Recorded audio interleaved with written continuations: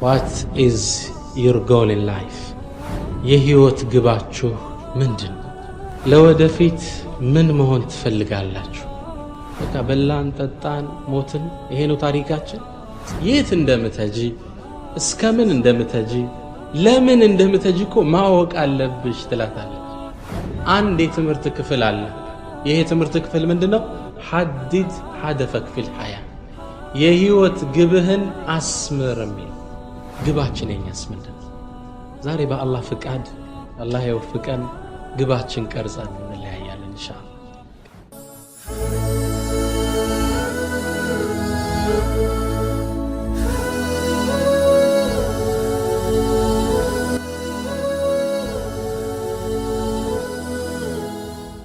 أعوذ بالله من الشيطان الرجيم. بسم الله الرحمن الرحيم. الحمد لله بنعمته تتم الصالحات وبتوفيقه تتحقق المقاصد والغايات وبفضله تتنزل الخيرات والبركات وأزكى صلوات الله وتسليماته على معلم الناس الخير وهدي البشرية إلى الرشد نبي الرحمة وإمام الهدى البشير النذير والسراج المنير عليه أفضل الصلاة وأتم التسليم. أما بعد يا قوم سلام الله عليكم ورحمته وبركاته. أولا بالله سبحانه وتعالى فقاد موفق كأن أنتقى عندي بمقرانيتي دستين قلسالو الحمد لله.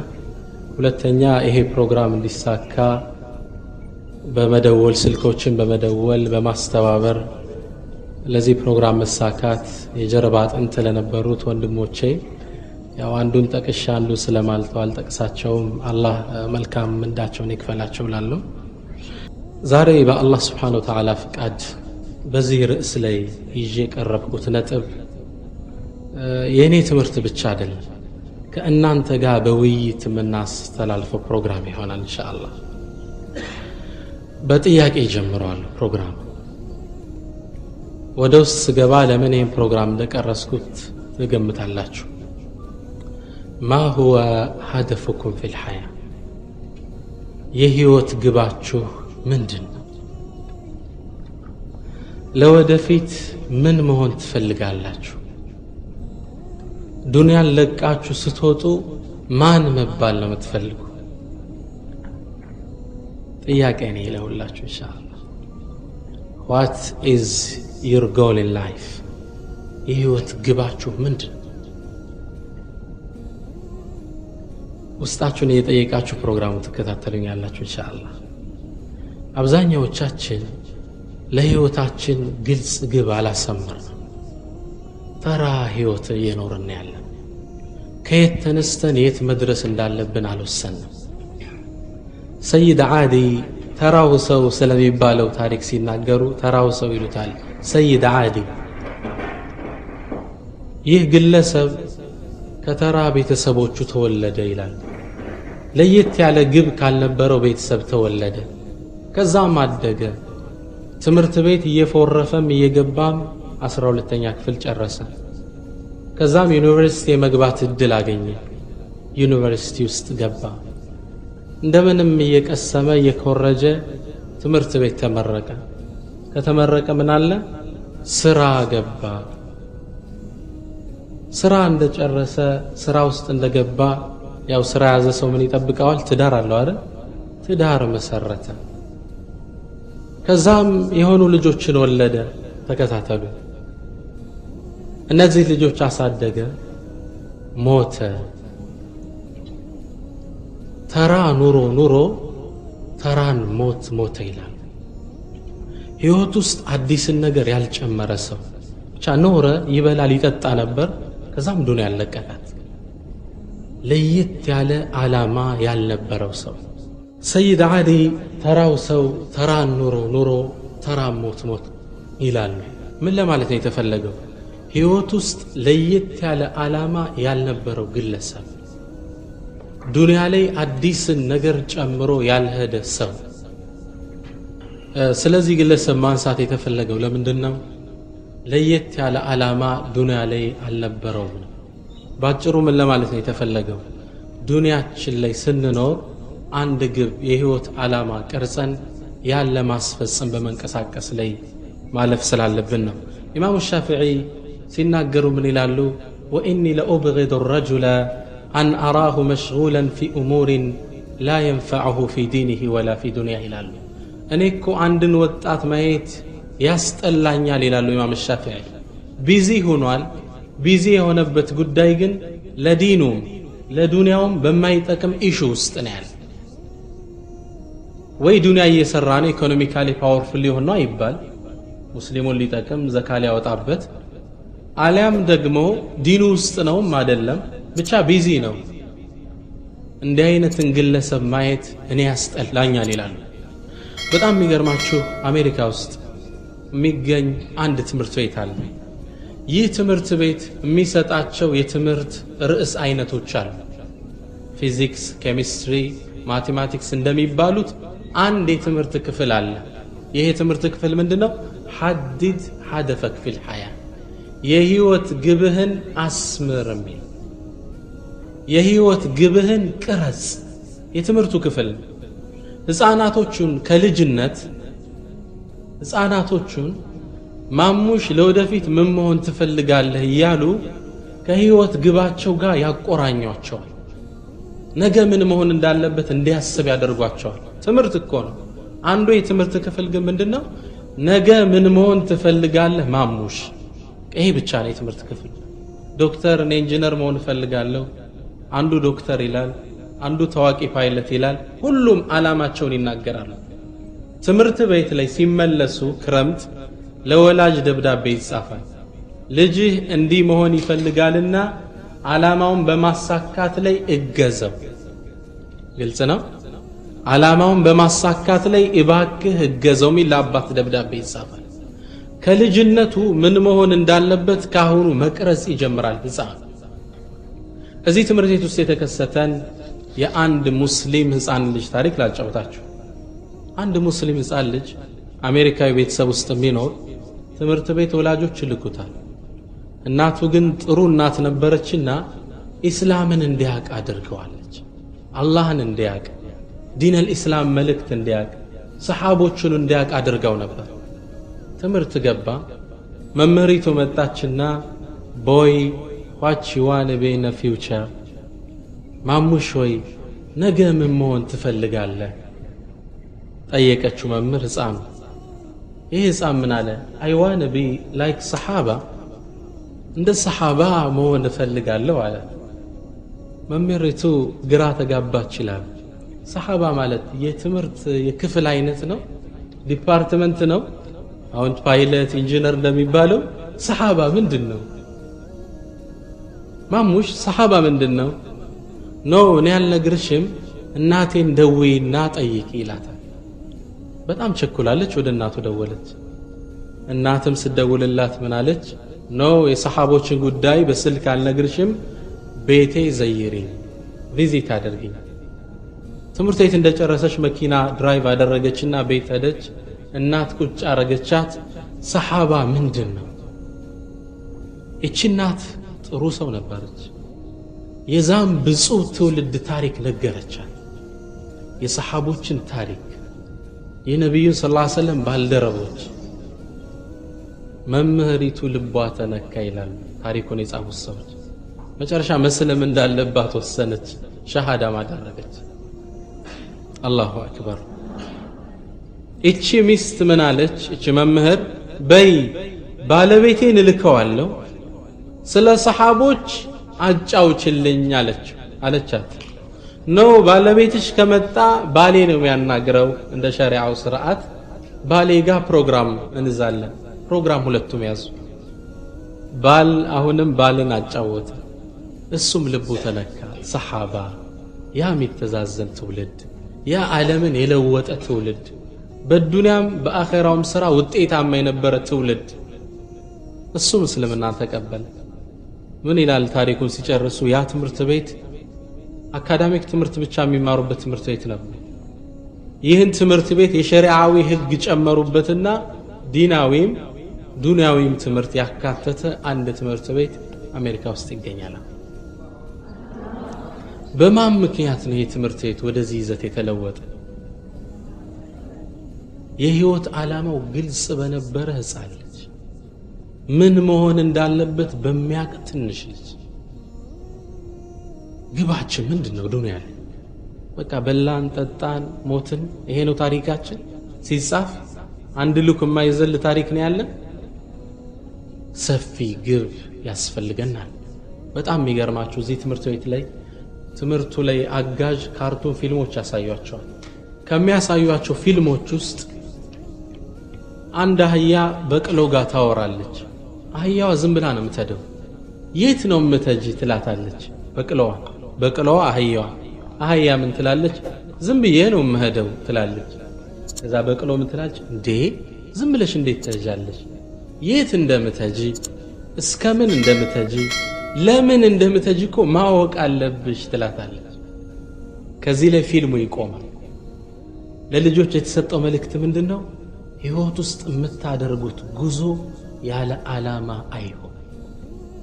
የምታደርጉት የትኛውም እርምጃ ለቀረጻችሁት ግብአት መሆን አለበት፣ ኢንፑት መሆን አለበት። ግባችን የኛስ ምንድነው? ዛሬ በአላህ ፍቃድ አላህ ይወፍቀን ግባችን ቀርጸን እንለያያለን ኢንሻአላህ። መሆን የሚገባንን ሰው፣ ለየት ያለ ሰው፣ ዱንያ ላይ የሆነ ነገር የጨመረ ሰው። ግባችን የምንቀርጸው የመሰረት ድንጋይ ላይ ነው የምንተክለው። ይህ የመሰረትን ድንጋይ ነግራችኋለሁ። ቤዝመንቱ መጀመሪያ ለምን እንደተፈጠርን ማወቅ። ለምንድነው የተፈጠርነው? አላህን በብቸኝነት ልናመልከው፣ አላህ የሚወደው ባሪያ ልንሆን፣ አላህ እንደፈቀደልን ልንኖር። ለዚህ ነው የተፈጠረ።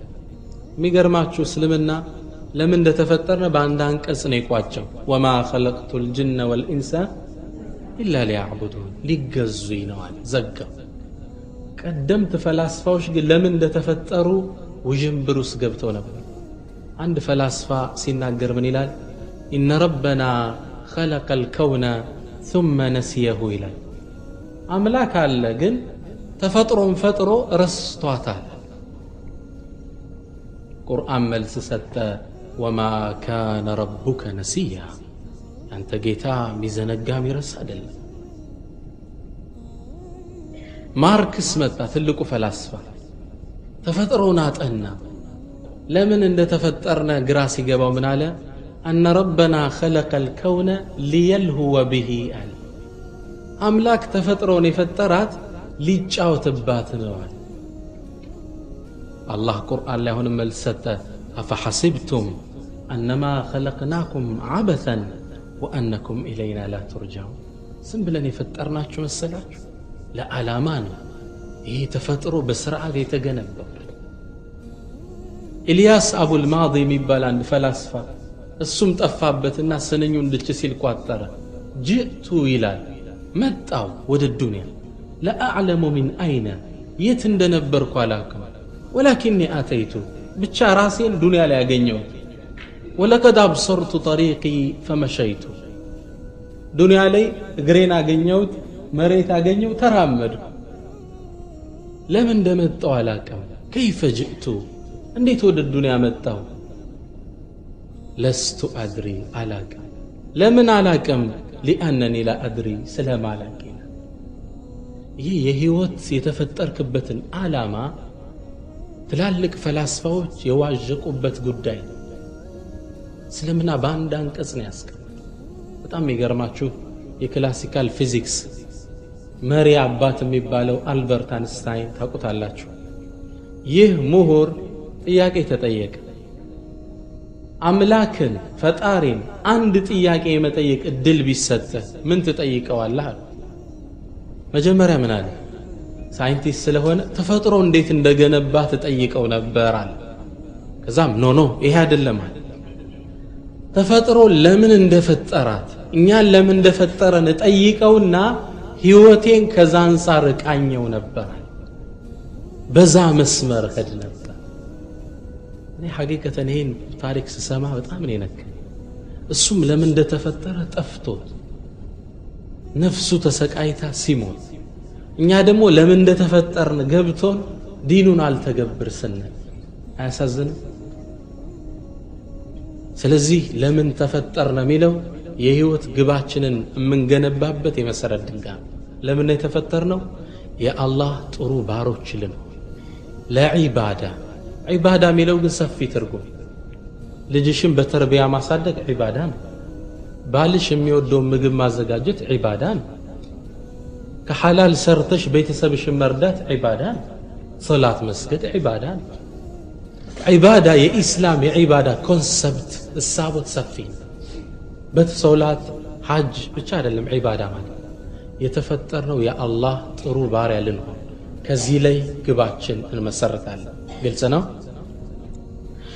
ግቦች በሶስት ይከፈላሉ። ምን ቀርጻቸው ግቦች ወይም የሰው ልጅ የአደም ልጅ ስለ ግብ ስለ ዓላማ ሲያወራ ስለ ጎል በሶስት ይከፍላቸው። አንደኛ አልአህዳፉ ረዲያ ውዳቂ ግብ ይባላል። እስልምና ማይቀበለው ዓላማ አለ። ለምሳሌ ታዋቂ ሙዚቀኛ ልሁም ቢል አንድ ሰው ግብ ቀርጿል አይደል? እስልምና ይቀበለዋል? በዱንያም በአኺራም ለዚህ ሰው ቅጣት አለ። ይሄ ውዳቂ ግብ እንለዋል። ሰዎች እንደ ግብ ቀርጸውታል። አንድ ፕሌን ላይ ስመጣ አንዲት ፈረንጅ ጎኔ ነበረችና አጋጣሚ እያወራን ነበር። ወደ መጨረሻ ላይ ስለ ኢስላም አወራታለሁ ብዬ መጨረሻ ላይ ያው ስለኔ ብዙ እንዲህ ስንወያይ አንድ ፕሮግራም አለኝ መጽሐፍ ሳነባይ ምንድነው የምታቀርበው ፕሮግራም አለችኝ። አንዱ ፕሮግራም what's your goal in life የሚል ነው አልኳት። የህይወት ግብ ምንድነው የሚል ነው አልኳት። እስራኤል አለች። አዎ አብዛኛው እኮ የህይወት ግብ የለውም እዚህ ዛ ነው የሚዋዥቀው አለች። እሷ ግን ግቧ ምንድነው? ትልቅ ሎየር የህግ ጠበቃ መሆን። ይሄ ወደ አኺራ የሚሻገር ግብ ነው አይደለም። እሷ እኮ ቀርጻ ሞታለች። الدنيا ላይ የሚቀር ግብ ነበር ያዘችው። አንደኛው ግብ ውዳቂ ግብ እንለዋለን። ሁለተኛው አልአህዳፉ الجيدة ቤስት እንለዋለን። ጥሩ ግብ፣ ጥሩ ማዕከለኛ ግብ። ለምሳሌ ሰውየው ሐላል ስራ ይሰራል፣ ይነግዳል፣ ቤተሰቡን ያስተዳድራል፣ ልጆቹን ያሳድጋል። በቃ ይሄ ነው ህይወቱ። ይሄ ህይወት ማዕከለኛ ግብ እንለዋለን። የዛሬው ፕሮግራም ዓላማችን ግን ትልቅ ግብ፣ ትልቅ ዓላማ፣ ትውልድ የሚሻገር ዓላማ አልአህዳፉ ሳሚያ። የፕሮግራሙ ዓላማ ይሄ ነው። ትልቅ ዓላማ እንድንቀርጽ። ይሄ ረመዳን ኑቅጠቱ ተግይር ነው፣ የመለወጫ ፖይንት ነው። the turning point of our life ነው። የህይወታችን የመዞሪያ ነጥብ ነው።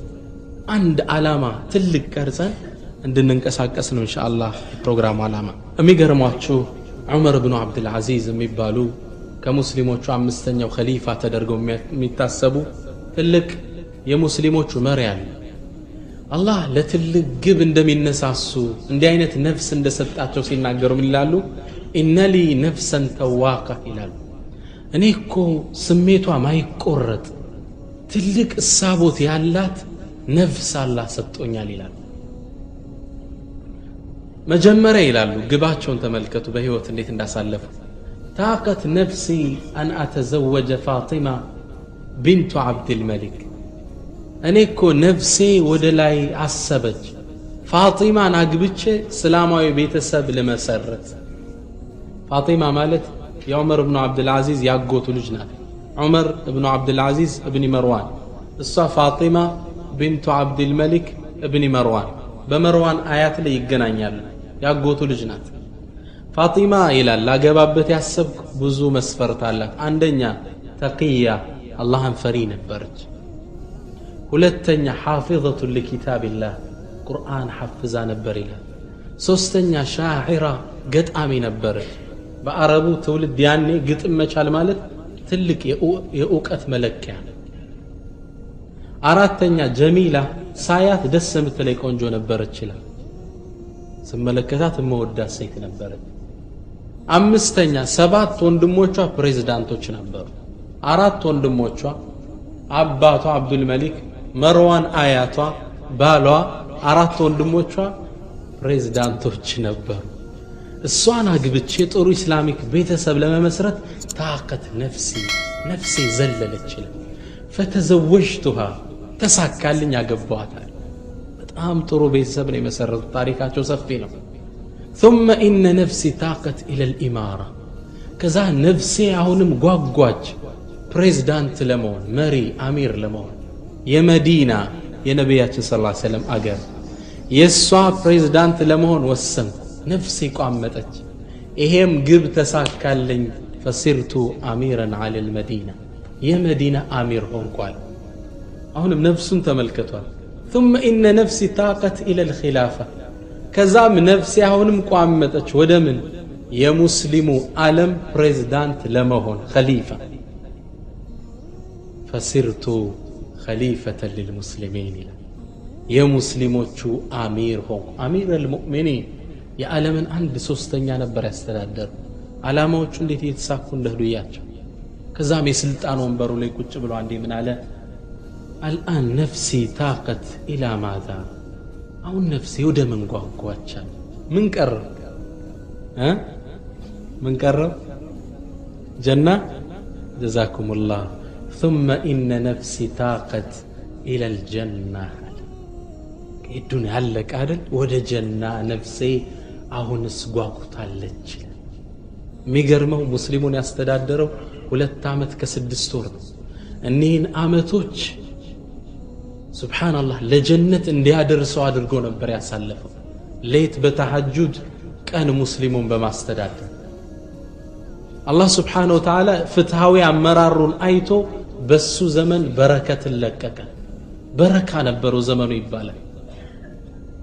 ሙስሊሙ ኡማ ዘካሁን የሚቀበል አለ አይደል? ዘካ የሚቀበል በሱ ዘመን ጠፋ ከሙስሊሙ ዓለም። አላህ ሁሉን አብቃቃ። ዘካን የት ያደርጉት ታዲያ? አፍሪካ ኬፕ ታውን የአሁኑ ዓለም ዋንጫ የተካሄደበት ቦታ እዛ መጥተው ነበር ያከፋፈሉት ዘካው።